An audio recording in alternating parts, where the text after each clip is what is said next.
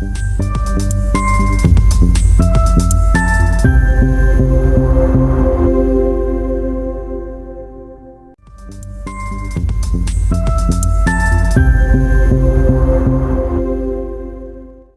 to another edition of Asian Founders and Funders, where we introduce the brightest minds and most interesting entrepreneurs and funders throughout Asia. I'm Marc Kramer, a serial entrepreneur and senior lecturer of entrepreneurship at Vinh University in Hanoi, Vietnam. Today's guest is Beth Ann Lopez, founder CEO of Docosan, which provides an online platform to bring together doctors and patients. Beth Ann, welcome. Thank you, Mark. It's great to be here with you today. So, Beth Ann, let's just start with this. Tell us about where you're from and how you got here. Hey, sure. So I'm originally from Albuquerque, New Mexico, over in the States. And I got to Southeast Asia 11 years ago in, I guess, like what must have been is random serendipity, whatever you want to call it. But I had joined the Peace Corps. And back in those days, you didn't get to choose what country they sent you to. And so they just told me, you're going to Southeast Asia and you'll be working in a public clinic somewhere. And so I ended up living in Cambodia for 2 years. I worked in a small public clinic, kind of like near the Thai border, lived in a village. And that was my first time coming to Asia. And I just really fell in love with it. I fell in love with the energy. I like the people, the culture, and just like things are changing so fast here too. Like the pace of development is incredible, and you're seeing all sorts of new things take off. And I wanted to continue to be a part of it, living here. And so after I finished the Peace Corps, I ended up doing some consulting work on a big USAID project, also kind of in rural Cambodia. And then found my way into startups when I had joined a health tech startup called mClinica, which is now SwipeRx. And it's a social network for pharmacists. And so they hired me to help them launch in other countries in Southeast Asia. So I helped them come to Cambodia, Thailand, and then eventually to Vietnam, where I'm based now. And while I was in Vietnam, I saw that Vietnam is an incredible country. Things like there's a big young population. People are very tech savvy. There's fantastic internet all over the country. Like, I mean, you've got like good 4G services, even in pretty remote areas. And a lot of problems in healthcare, like very difficult to navigate. And even myself, like I had a small kind of like healthcare issue that I had to get taken care of. And I realized, I've been working in healthcare in this region for, it was like 8 years at that point. And I didn't even know where to go. I didn't know where a suitable like hospital or good, someone that would like be okay for me. And I was like, man, if this kind of like person that has been working in healthcare for so long doesn't know where to go, how is it that normal people can even like find a suitable provider? And so I quit my job at the pharma tech startup to start Docosan with a mission of making it effortless for anyone, no matter who you are, no matter where you are, how your social connections are, to be able to get the right kind of healthcare for your needs. Well, first of all, thanks for serving in the Peace Corps. Tell people a little bit about the Peace Corps, which was founded by President John F. Kennedy in the early 60s.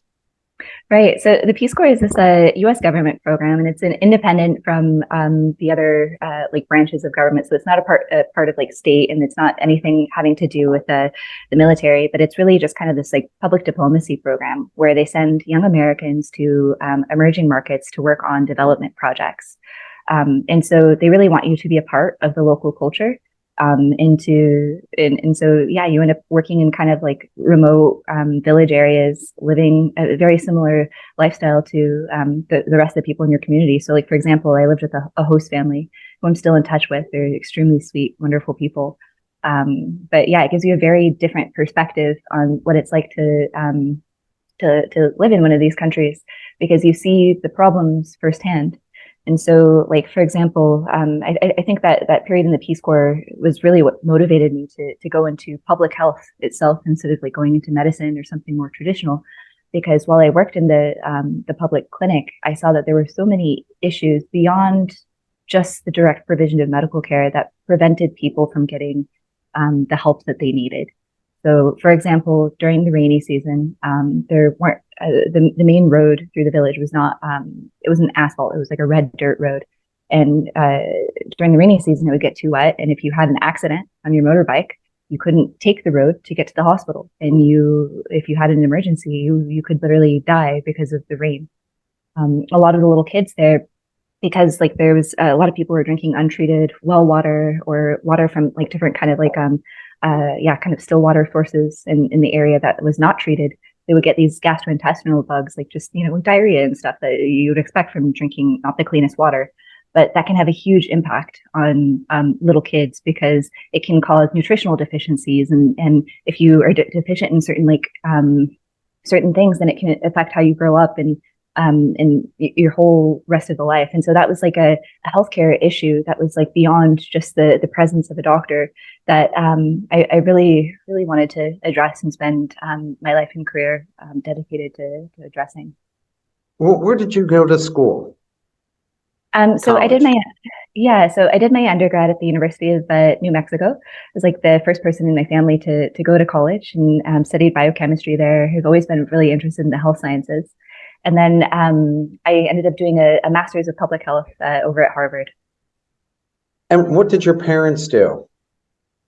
So my dad is so he's retired now, thankfully. So he's having a much more chill life than he did before. But he was a UPS truck driver. And so he worked super hard. I'm from a like Hispanic family, and so like the values of working super hard from the beginning is something that has always been inculcated in me. Like you just work super hard, and I do wish like there was a little bit of a difference, not just working hard. Sometimes we also have to work smart, and that was something that I've realized, a little bit like later in life, but always had that value. And then my mom. So she started off as like a phlebotomist and working in a hospital, like one of the people that like drew blood. And then she ended up getting her GED, and then after ended up becoming an ultrasound tech. And so I think probably I got a lot of my interest in healthcare from my mom because she was always just involved in that industry. Very, very nice. So during the startup phase of this business, how long did you write a business plan, and how long did it take you to write the plan?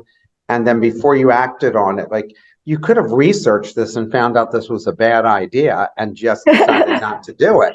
But you wrote a plan. Talk about the process you went through to decide to launch this idea. Yeah, well, I never thought that I would be an entrepreneur. I thought I would be working in like something like kind of like public sector, directly impact facing.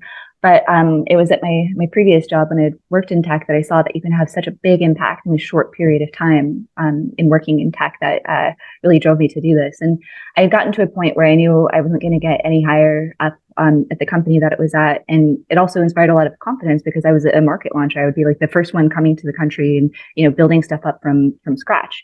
And so I was like, well, why can't I do a company on my own? I really want to do, I really want to do this. It's so fun. And so then I started thinking about like, okay, so what are the major problems? Like if I did a company, like what would it be about? I was thinking was like, okay, well, there's a huge lack of data in healthcare. Maybe we could do something that gets like a lot of data or, then I had that personal experience where it was like, oh, why is it like so hard to even like just find, the right kind of doctor for my needs? Then I looked at some other companies in other countries that were really successful, like Dr. Lieb in France. It's this like big doctor booking app where I think it's like over 80% of all of the private medical providers in France are using it. So it's like this huge success story and really changed healthcare in France. And I was like, this would be really interesting if we made it just as easy to get healthcare as it is in like France over here in Vietnam. And I don't see why it couldn't work. There's a lot of like, kind of issues. We'll have to adapt it for the local context. So then I ended up making this big like business plan. Just kind of like based on, how I thought things would work out. And then very quickly, as you start implementing, everything goes out the window because you see that nothing is like how you anticipate it. The more you talk to people, but it was a good exercise to kind of like think about like, okay, what is it that we're trying to do here? I find I've written a lot of business plans. I've done 25 startups myself. And when I write plans for clients, I would say to them, half the plan is wrong. We just don't know what half until we get started, right? I mean, what you think is right never turns out to be what it really is as you're getting started. Totally. And did you self-fund this in the beginning or did you raise capital? I did. I self-funded in the very beginning. So I have put my entire life savings into this. So I went all in. And then after a period of time, we kind of like built the product, and then we fundraised, and we did a kind of a seed round in which we brought in some institutional investors. And so it was this VC firm based in Taiwan called AppWorks. We had done an accelerator program. They had this like free accelerator for founders around Southeast Asia. And I was interested because, it's my first time founding a company. It was free, which also was like quite appealing to me. It was interesting because you got to connect with a lot of other founders through the program. And then towards the end of the accelerator, I was like, hey, so I'm thinking about like fundraising, should I raise X amount at X valuation? And they're like, yeah, sure, we're interested in investing. I was like, oh, really? And so they ended up becoming, our first institutional investor. So explain what an accelerator is and what the value of being in an accelerator is. Yeah, so at least like the AppWorks Accelerator program it's kind of like a hands-on course that you get where they have like an agenda. You have kind of regular meetings, like, once a week or twice a week, and you work on some sort of like business problem. And they have other experienced entrepreneurs in their network that can help to advise you. And then also a lot of like the team members there have experiences like building and running businesses too. And so they can also kind of like give you advice. And even the kind of like younger ones, like the analysts and stuff, like have perspectives on like fundraising and what they're seeing in the market. And so, it just gives you connections, relationships with other entrepreneurs, and then a little bit of like direction and feedback. And so it was something that we found quite valuable. Great. And so how long was the business just you before you started to add employees? So I guess like in the very early days, we started, I think I added an employee like kind of like right away because I'm not a technical founder. So my whole career has been in healthcare. I've never like developed an app, but I knew that it was possible to. And that's one of the strong points of Vietnam is there's a lot of really good software engineers here. And so what I did is I posted a job description on the local job site called ITVic. And I just started interviewing these like developers in a cafe before I even had an office or anything like that. And had met like one very nice like full stack engineer who's like, kind of very, I guess, like adventurous to be the first employee at this like company that didn't exist, working with this like, crazy foreign lady.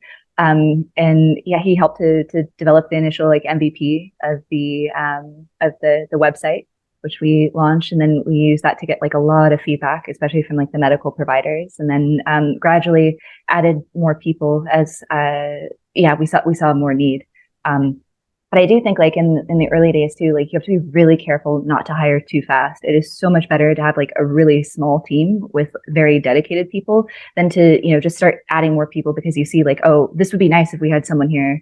Maybe we could grow, because managing people is also like really, really difficult and can take a lot of time. And when you're the founder of an early stage company, like the company needs you to really be thinking about like the business problem and how the company is going to turn out, not just managing other people.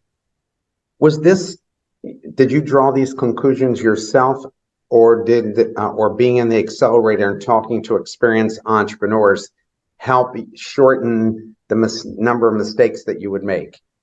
I made tons of mistakes. I wish you're thinking through this in the beginning of deciding, hey, I don't want to hire a lot of people right away. I want to bring people on as I need them, or maybe I would have them as consultants first before I have them join us. Was a lot of that thinking developed by entrepreneurs you had already talked to before you started, or this is just what you thought for your own venture? It's just a lesson that I had to learn the hard way over time. So I think like, going into it after we had raised funds, like my thoughts were, okay, we're just going to grow as fast as we can. Let's like get some of these like people in so we can just like really start like, pumping in like, marketing and acquiring more, like doctors and stuff like that. But then the kind of like people angle of stuff like, came into play. And then also I think just business model iteration. Like we were building something, we were getting traction. We saw that people liked it and were coming back. But we had some kind of fundamental issues with the business model when we first launched, because we did it kind of like very similar to like a booking.com or an Agoda, where you would just charge a commission on every transaction that happened through your platform. And it sounds like good, and it works for, like hotels and e-commerce and stuff, because like you're selling a direct service or physical good, and you can control the price. But in healthcare, it's different, because healthcare, the patient doesn't know what they need before they go to the doctor. The doctor is the one that says, okay, these are the lab tests that you need. These are the diagnostics. This is the medicine. You don't know that before you go in, and so we couldn't control the payment. And so we had continual issues of just like disintermediation of the platform, and then just like people not paying. We would send a bunch of patients to certain partners, and they just wouldn't pay us, even though like, and so it was, yeah, there was a huge issue with that. And so then, but you're trying to grow, this platform. And so like you're getting more and more users, but then you're losing money, and, revenue isn't like keeping up as like fast as you're growing. You're like, oh man, this is becoming even more of an issue. And so they could have like looked back and thought about it again. I think like from the very beginning, I would try to like make sure, okay, the business model is there. It's like, the fundamentals are kind of like right and working, and then scaled, like a little bit like, slower in the beginning, rather than trying to go in all in at once. So how do you make money? So now we're kind of like more similar to like a Zillow in the US, a Zillow for healthcare. And so we charge providers for premium profiles and increased visibility on the platform. And they pay a monthly software as a service fee. And so not only do they get the profiles, but they also get some other tools that help them to manage their patient flow better. So they can start doing telemedicine through the platform. They can start collecting e-payments, do home care. And then they've got cloud bookings and a customer relationship management all automated into the software. So they get a lot of stuff out of it. And what helps us too, because like it changes the cash flow completely, because like we get paid at the beginning, and then we offer the service, and they like it, we renew, we can keep going from there, as opposed to at the end of every single month, kind of hoping that we get paid for all the work that we did. It must have been super painful. It must have been super painful getting to that point, especially when you were sending them patients and you weren't getting paid. And now you're trying to figure out, like, we know this is needed, but how am I going to make money off of this? Oh, it was so frustrating. And then also there were other types of like negative incentives caused by that type of business model as well. Like the doctors or clinicians had like incentive to say, don't book on Docosan next time, just come directly. And so that is also very painful, because you're like, oh, you need repeat users. That's like, the whole kind of like lifeblood of building a useful platform is getting people to come back and get use out of it more than once. And so, yeah, but once we shifted the business model, kind of found that this SaaS thing works a lot better for us. Just a bunch of other stuff started opening up and happening and going better for us. So yeah, that was a tough lesson learned in the beginning. Well, what's unique about the Vietnamese healthcare market? Man, so I guess a lot is quite different from other countries. So if we think about like the US, it's a big insurance dominated market. Everyone has like different forms of like private insurance. The state is not so involved. Versus in Vietnam, there's a strong public sector.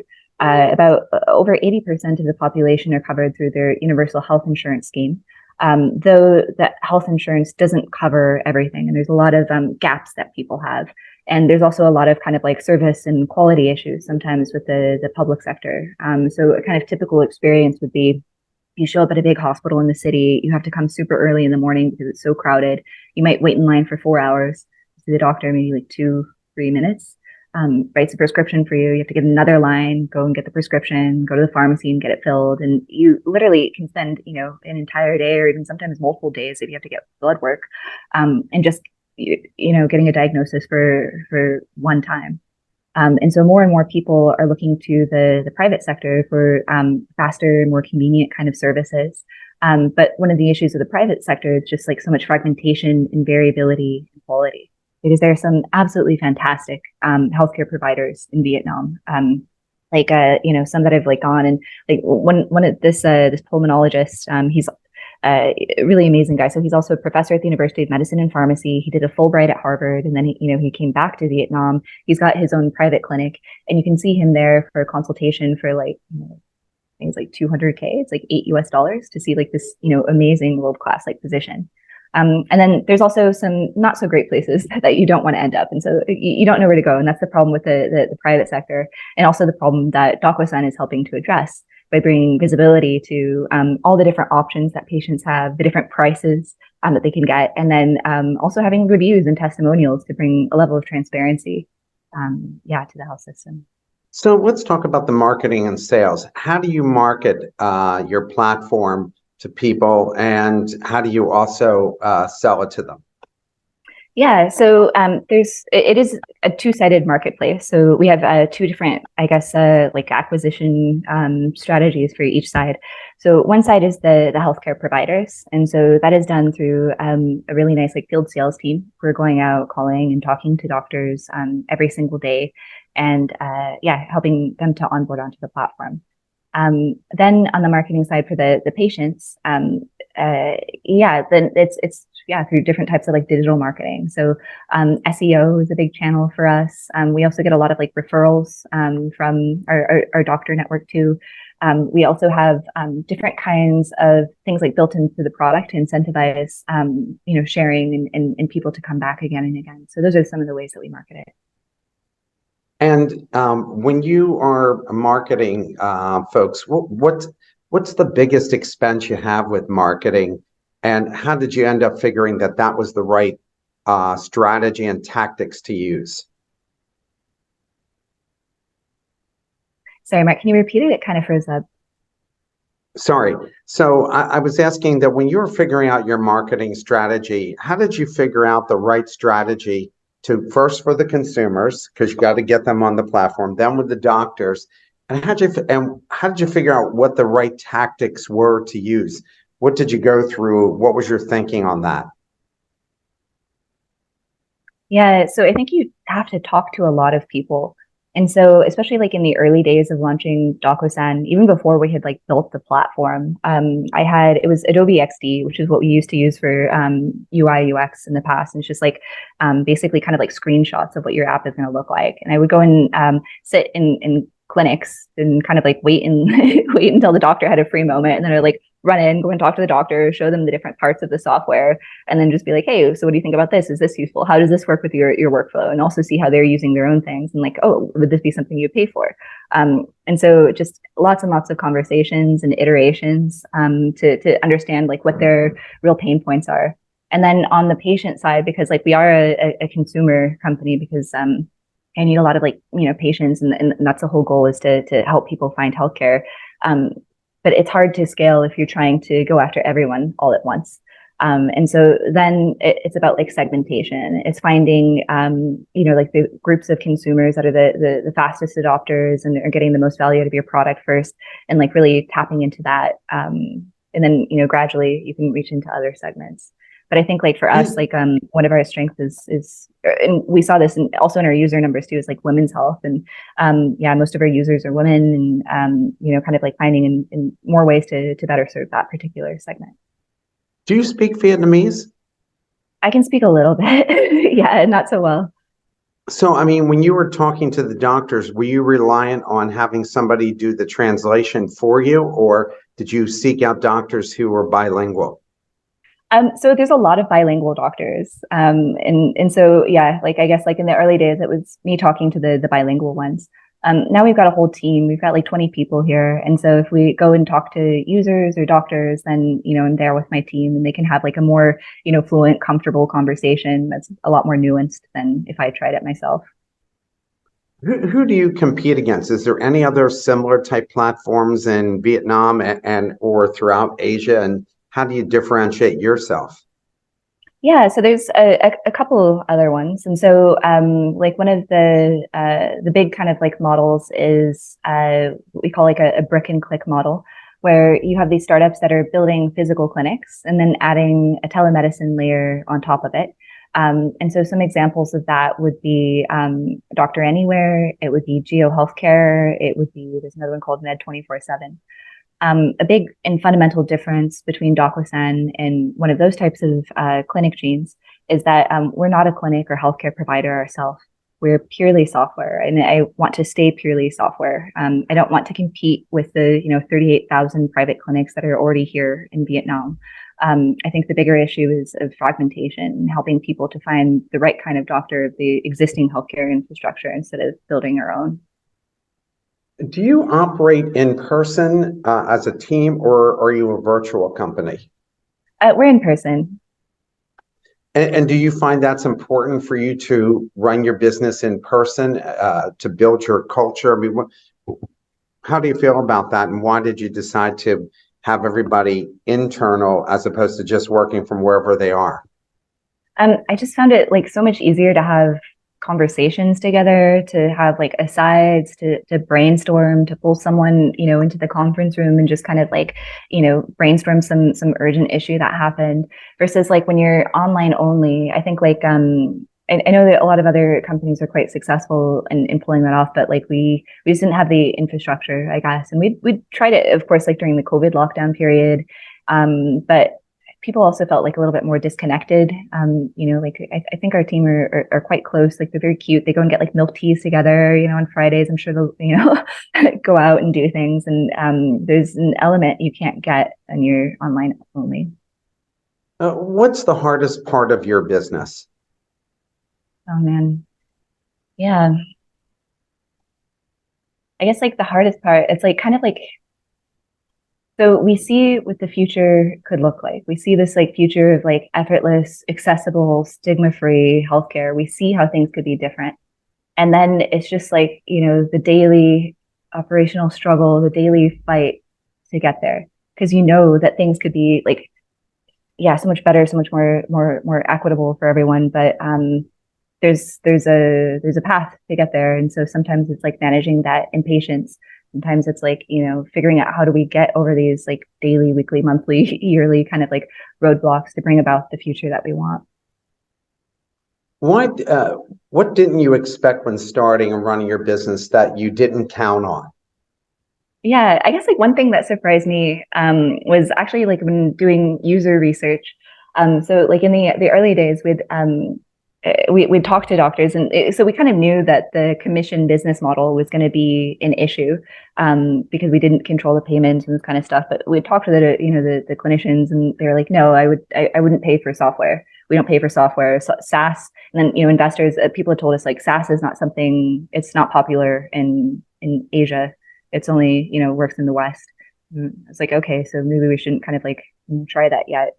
But actually it started working a lot better after we adapted it, and like just the relationship with the providers changed, and like I think it's a much better and more sustainable path to growth for us in pursuing that, even though like what people say and then what they do is often different. And I think that was quite a surprise. What mistakes have you made, and what did you learn from it? Mistakes, yeah, so I mean a lot of different mistakes. So like I was saying, like early on, kind of like and still like letting the business model that we knew like wasn't scale or like going to scale with us to go on a little too long, instead of like kind of like fighting through it early on to like really figure out what worked in the beginning. I think that would be one of the bigger ones. Do you have a mentor, and if so, what have you learned from your mentor? Yeah, I'm lucky to have like some like wonderful mentors, and we also have like great advisors at Docosan too. But I think like a big life mentor for me has been Rebecca Black. So she was a former mission director of USAID in Cambodia, and she's someone that is just like so like impact oriented, yet very practical. I think also she like I've just gotten to learn from her like how to deal with people, diplomatically. I mean, she's a diplomat. They're really good at that stuff, and poised, and while still getting stuff done. I think she's been a big inspiration for me. Well, what should you look for? What would you advise entrepreneurs to look for when getting a mentor? Like, what's the right type of profile that you should be looking for? Yeah, I guess when it comes to mentorship, you want to find someone that,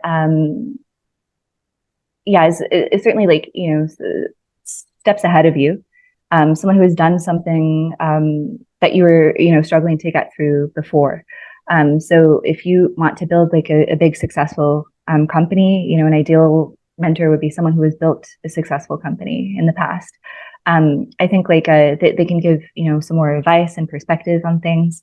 But I think it's also nice to have peers going through the same things as well, and you can kind of share lessons learned and kind of like on the ground knowledge with each other. So, for example, I have a small group of other female CEOs, startup CEOs, and we get together every once in a while, get like brunch, and share introductions and tips, and help each other with like hiring and stuff like that.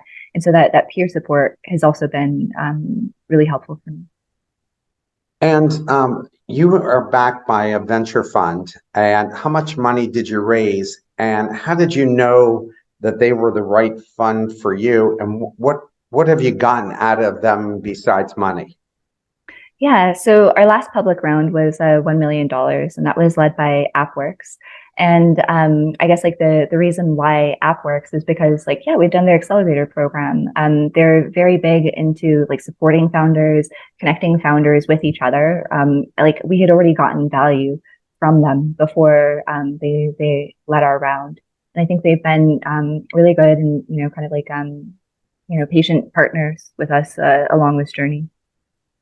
When entrepreneurs are looking for funders, what kind of criteria do you think they should have besides the fact that somebody could write them a check? Yeah, so man, I mean it's tough, and I think especially like with the economic downturn, like sometimes people just have to keep the lights on, right? But like when you do have different options, I mean, I just think someone who's just like respectful and understanding, it can be taken for granted. I still have like some very negative impressions of like certain like VC groups that I've like talked to that have like just been, it's like there's no reason to act like that, right? And I can't imagine having some of those guys on my cap table. So I guess like making sure that you share some of the same values, and hopefully that should like translate into more help later on down the line if like you guys are aligned on that and both see the future in the same kind of way. Without naming the funds at all, what were some of the negative experiences you had and that entrepreneurs should be aware of? Yeah, so I guess like when dealing with investors. Yeah, I mean, so certain entrepreneurs will have like more challenges than others. So I think like female founders in particular tend to get talked down to, or sometimes like people make like inappropriate kind of like remarks and stuff, and it sucks that you have people you have to, I guess, like deal with it. Was this even people your own age as investors or was it a much older group of people that were inappropriate? And how did you deal with that? Like, how did you, keep your professionalism without pushing back? Because sometimes pushing back too hard can get you a reputation, right? I mean, you have to be so careful. Sure. And it's so unfair as well, because like here you are like, dealing with this, very annoying situation, and but you have to take the higher road. And like sometimes it's okay to just say, okay, well, thank you for your time, and just end it. Take care of your own mental health. Like, just it's the way that I look at fundraising is kind of like the same way as a sales process. And this is something that I've learned over time too, is like, you're going to get a lot of no's, like you're going to get some crazy, strange people and stuff too. And just like, don't spend too much time with them, like find the people that are more aligned with you, qualify your leads, and spend time with the people that are actually going to help you and get you forward. Otherwise you can just like get stuck in the multitude of like frustrations that you have, because it's already hard to build a company, let alone deal with like fundraising and personalities and stuff like that. So just protect yourself a bit. 20, I hate to say it because I'm 62, but 20 years ago for women, it was harder to raise money because men were questioning whether they could run a company, be married, and have children all at the same time. And now 20 years later, men realize women can run companies and have kids and juggle all these things. it are women still not getting their full due in your mind when it comes to raising capital? Is there still kind of men hesitating, because I think most of the capital, right, is still controlled by men around the planet. Yeah, the vast majority of capital is. And if you look at the amount of funding that, female-led startups, even in like Southeast Asia, get compared to male founders, it's a tiny, tiny percentage. It's quite sad. And it's also like bad business too, because it means that you're missing out on opportunities. I think like one thing that is like really nice about diversity is you get different perspectives and you get to tap into different markets and people who see the world in a different way. And especially I think like, women, especially women serving other women too. Like it's an enormous market. Women, at least like in healthcare, they're the ones that are making all the decisions for their families. They're also often like the controllers of the purse strings in their family. So it's good business to make sure that you involve women in your decisions, invest in women. Yeah, I run a program every year, 6 years now, called Women Founders and Funders. And it's strictly for women. I'm the only guy there at this event. But now I'm seeing more, more of a question, do they have scalable models as opposed to them just being women and not raising capital? And my daughter has a global communications company, and she said she doesn't see the same issues that were seen before, that she said if a woman has a scalable model, she's going to be able to raise money now. So it's improving, but not quite totally there yet. And I think there's a lack of women investors, right? There needs to be more women who are also investors. Yeah, I agree with that. I think like just the more you normalize like women in these different kind of like circles, the more I like right now I think it must be hard for a lot of female investors too, because like they're also trying to prove themselves and that they belong there at that fund, and the pressure on them must be like even higher to have like good results than for a regular guy, because if she does well, then they might attribute that to or if she doesn't do well, they might attribute that to her not being as like dedicated or as like smart or hardworking as the guys. And so it's still a challenge, even with like some female investors in the market for them. But I think like, if half of the investors were women, then it would just be normal. It would just be more people investing in people. You don't want to have to think about like, oh, what is did she fail because she's a woman, or did she fail because like she's not a very good investor, or same thing for founders. I also noticed, since I've come to Vietnam, and I've been teaching for Vinh University since March, but I came here in May, I meet way more women entrepreneurs than men, like 80-20. Even events I go to, there are way more women entrepreneurs. What do you attribute that to in Vietnam? And even people from Korea told me when they come here, they're amazed. Like, women entrepreneurs say there's more women entrepreneurs here than they've seen in other countries. Yeah, I love Vietnam so much for this. And even like a huge proportion of like businesses as a whole are owned and run by women in Vietnam, more than in Switzerland comparatively. I guess I don't know exactly. I don't know. I think I'm not the right person to ask why that is. But I'm glad it is that way. That's okay. What skills do aspiring entrepreneurs need to succeed? Now that you've been an entrepreneur, what skills do you think that you absolutely need? It's almost like table stakes to make it as an entrepreneur. Yeah, I think table stakes is like a sense of curiosity, and you have to have like it is kind of like interesting, because you have to be open-minded, because your business model is going to change. You have to respond to the feedback of your users and customers constantly, but also like not giving up, because it's so hard. Things are going to break and mess up and go wrong like all of the time, and you're constantly kind of like putting out fires, and you have to like be confident enough in yourself that this is going to work out in the end. And so I think it's like that kind of like balance of like, being open to what the feedback you're receiving from the market, your users, but then still staying true to your vision and remembering why you wanted to start the company in your first place. What's your customer retention strategy? I mean, that's got to be really important to have a retention strategy for the doctors who are paying for the platform and getting patients to keep using it. Yeah. So I guess like on the provider end, it's just like delivering good business results. Like if they're happy with the platform and the increased visibility that they're getting, if they're receiving new leads and patients and inbounds and stuff like that, then we've done our job well.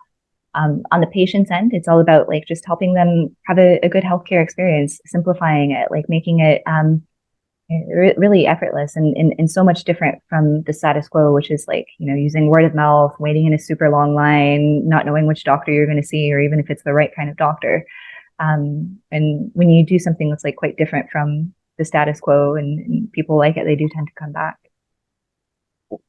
Do you at all survey the doctors, survey the patients? Do you have like an advisory board of doctors that gives you advice and ideas on how to keep improving the platform? How do you engage these people on an ongoing basis besides knowing if seeing how the results are? And we talk to them every single day. We talk to our customers. So, and then also like being very close to like your team who are out in the field, talking with them, understanding like what the feedback is coming in, what the barriers are is important. And then as far as having advisors, we have like several fantastic clinicians who are advisors. So one is Dr. Beth Ann, a professor at the University of Medicine and Pharmacy, and also the head of the Grant and Innovation Center there. We have Todd Pollock, and he's a doctor who practices at one of the Harvard hospitals over in Boston. But he used to be the country director of HAIVN, which is like an HIV/AIDS facing kind of like a NGO in Hanoi. And then even recently, we brought on another investor named Julian Pham. And he's a nephrologist, and he used to work also at the Harvard system of hospitals, but then he became a VC. And his whole mission is to, change healthcare, invest in opportunities that other people don't see. And we definitely benefit from his perspective as a clinician, as well as an investor too. Do you have a board of directors, and what experience have you had with them? Yeah, so we do have a board. I think like I've been quite lucky with our investors in the path that we've had. One of our investors is Andy Sai. So he's a partner over at AppWorks, and he's just like he's run companies before. He's seen a lot of different stuff, and then also he's a partner at a VC firm, so he sees a lot of the ways that things can go well and go wrong, and help to guide us a bit without being overly prescriptive or anything. Like they understand that you need to iterate a lot. Things are going to change. You need to kind of like learn your market, and so I think like we've been lucky with our board. How do you interact with your board so that they trust you? Because you're going through ups and downs, and in order for you not to lose your position, for them to say, you're not the right person to lead anymore. How do you interact with your board to give them confidence and to utilize the board in a way that they feel that they're part of the team, not just somebody writing you a check?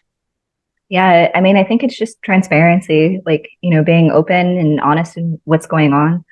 So I have like a monthly update that I send to all of our investors, and it's got like, the key details, not only of what's going well, but also what's not going well. And at the end, usually there's a section where it asks. And so, like right now we're hiring like a tech leader. And so I ask them like, hey, please refer, anyone suitable that and then they can help from there. But I think, just having like a process and making sure that, because there's a million different fires that are always happening at startups, making sure that you've got that prioritized, that communication and transparency, at least like monthly. And then we also have like a quarterly board meeting where I, do a deep dive through all of our metrics and, the strategy for the next quarter, and just get their feedback and thoughts on it. But like often, like if I'm having an issue or like I'm really like thinking about something, I'll just like text them on WhatsApp too. And they're super responsive and helpful. Yeah, I found from my running companies, I never got fired for many of them, as long as I was transparent and open about what was going on. And I did the same as you did, give them monthly updates, tell them who I met with, what was going on. And they felt like if they had an idea, I was willing to listen to the idea and even implement if it really made sense. How important, do you have a partner, a life partner? I do have a life partner. So I'm married to my husband, Charles. He is an enormous and huge source of support in my life. I think like this would be so hard. I don't think I could do, run a company and deal with the massive amounts of stress sometimes without such a wonderful partner. How do you network connections to help your business? As far as networking, I guess like um, it comes a little bit naturally through the business model because like part of our job is sales and in adding healthcare providers onto our network.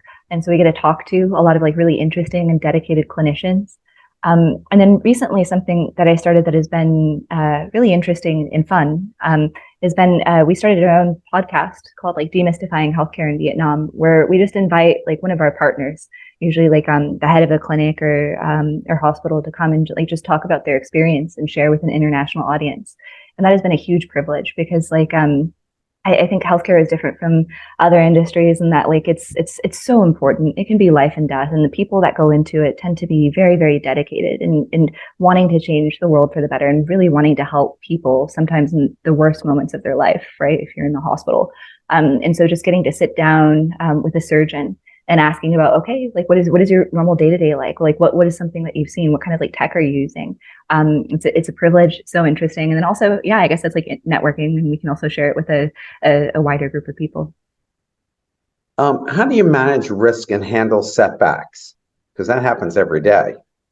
Yeah, I guess like you gradually get tougher and like I used to I still lose sleep sometimes, but like especially like in the early days too, like you go from a stable job where you're like earning money every single month to then like starting a company, and then you're spending all of your money on it, and then yeah, and then you especially if you take like outside capital too, then you have even more kind of like responsibility to be a good steward of that capital.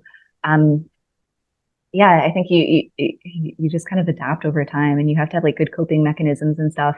I've had to like clean up my lifestyle a lot. I feel like in the past I was able to kind of like I could go and party on the weekend and or in like the middle of the week go to like a networking thing and like have like a glass of wine or something. I don't do this at all anymore. Like I exercise like every single morning. Like, I have like a strict kind of like, bedtime routine. And it's just something that's like really helpful for my mental health. And it helps me to like bring my best self to work the next day, which, if you're kind of like haven't optimized your lifestyle, then yeah, it's hard to do that. I agree with you. You have to have a discipline. I get up every day at 5:45, work out every day. My day is the same as yours. Do you find that having, and everybody wants this, especially your generation, work-life balance, is that possible as an entrepreneur? Nah, I don't think so. Like, I mean, the company takes so much time and like, yeah, I guess like you have to love what you're doing. Otherwise, it doesn't make sense to do this. It makes much, if you want work-life balance, like, you can work at a bank or like a consulting agency, make a lot of money. You can like, yeah, you get that work-life balance. I think entrepreneurship is super hard. I think like, especially in the early days, you're figuring so much stuff out, so much stuff is going wrong. You have to be all in. And so I guess like, but I don't feel bad about it either. No, I of course. enjoy what I'm doing, and I like my life, right? So yeah, I guess How many hours a week are you working? How many hours a uh, week do you think you're working? I don't want to think about it a lot. So because like you go to the office, and then after the office usually I come home, and then I have like other stuff that I'm kind of like working on finishing up, kind of like planning stuff like early in the morning. Yeah, so it's a lot of work. I find myself, I typically am working till like 11, 12 o'clock at night, and I start like at 8 in the morning. Yeah, it's a And lot. I'm doing it 6 days a week. So yeah, because you always feel there's one more thing to do, one more thing, one more thing. And you have to have, like you said, you have a good partner that understands that. What personal strengths help you the most?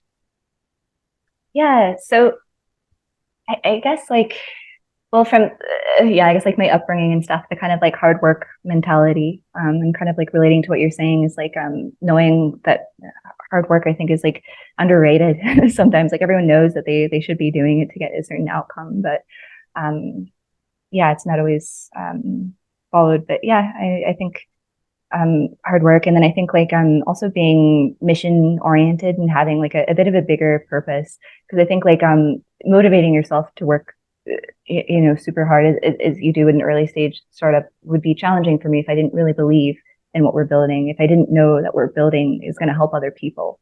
And so I think those two things have been helpful to me. How important is failure and learning from mistakes? You're going to fail so many times. I think failure is just like the next step. That's how you get anywhere. Is like you try things and it goes wrong, and then you try something else, and it goes right, and then you try three more things and they all go wrong, and then you try something else, and it goes right. And so it's just it's a necessary ingredient to be successful. What trends do you see shaping your industry's future? Oh And man, I'm especially really AI. What role is AI going to play in this? yeah, I think AI is going to change healthcare a lot, because when you look at like yeah, these interesting language learning models that are being developed in the US, you have like some that have literally passed the US MLE, the US medical licensing exam, in terms of like being able to respond to symptoms and things that users are asking it. And I think of like how incredible this knowledge could be for someone living in a rural province like Kamau.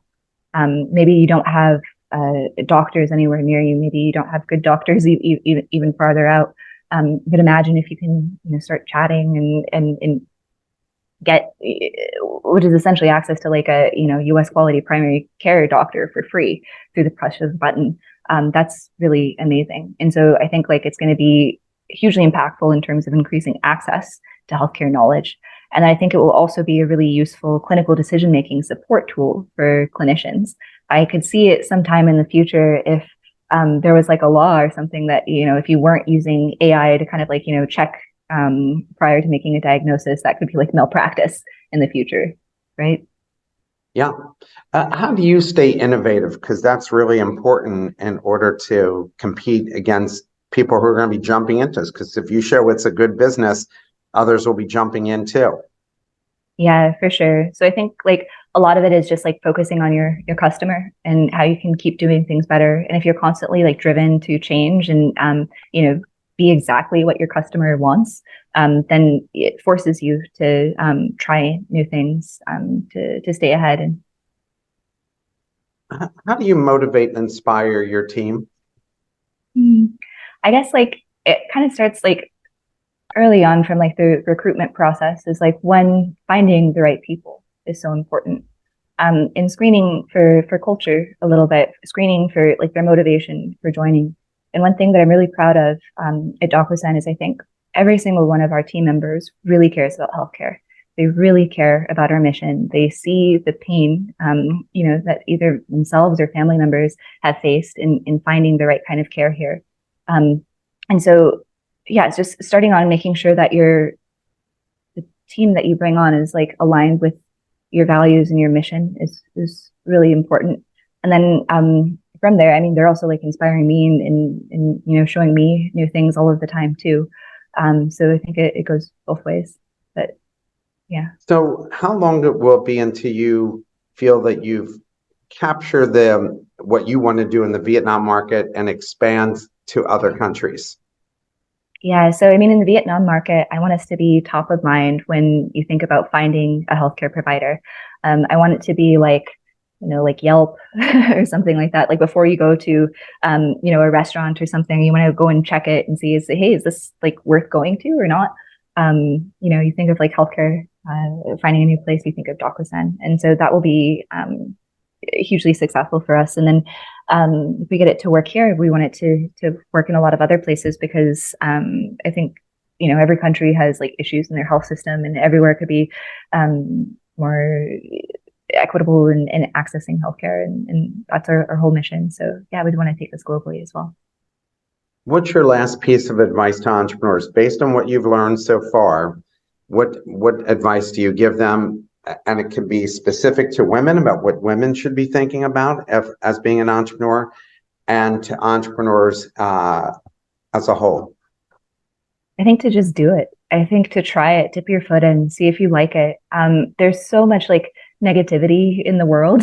So many people saying, "Oh, this will never happen. You can never do this." Like, what makes you think you could do that? Like, don't listen to them. Like, I mean, you might surprise yourself in what you're able to achieve. And I think the world needs more dreamers. It needs more people who are willing to, spend time and dedicate their lives into making it a better place. And yeah, I think like the more entrepreneurs there are, the better the world will be. And so I think like do it, try it, see if you like it.